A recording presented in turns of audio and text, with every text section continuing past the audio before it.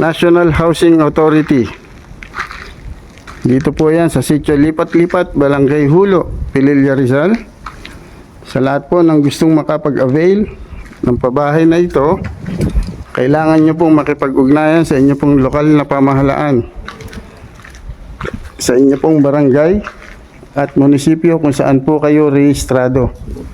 Doon po mag-a-apply, hindi po dito sa area kung saan merong pabahay.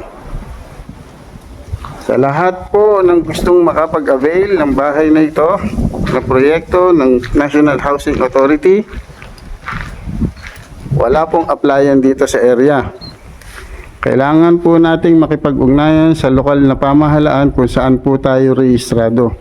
Ito po ay ang ating barangay at ang munisipyo na sumasakop sa ating pong lugar. Hindi po direktang mag-a-apply dito sa Pililla. Ulitin ko po, sa proyektong pabahay na ito ng gobyerno, National Housing Authority, wala pong applyan dito sa area. Kailangan nyo pong makipag-ugnayan sa inyo pong lokal na pamahalaan, sa inyo pong barangay, sa inyong munisipyo kung saan po kayo rehistrado. Doon lamang po mag-a-apply. Or kung meron po kayong access na makapunta sa opisina ng National Housing Authority sa inyo pong lugar, mangyari pong sumadya po doon. Pero yung dito po kayo mag-a-apply ay wala po. Wala pong personnel ang NHA dito po sa area. Kaya po ito ay dumadaan sa lokal na government, lokal na pamahalaan, or local government. Nawa po ay maging malinaw.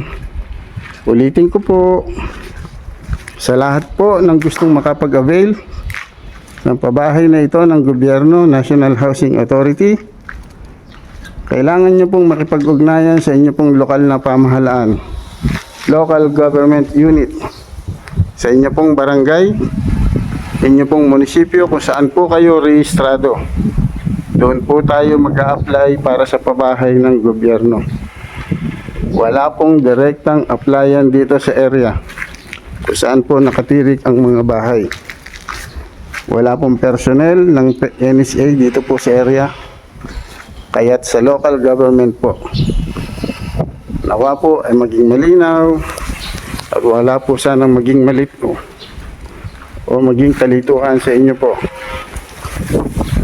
Muli po, aking po paalala, ang pag-a-apply po ay sa local government po ninyo, lokal na pamahalaan. Ito po ay ang inyong barangay at ang munisipyo kung saan po kayo rehistrado.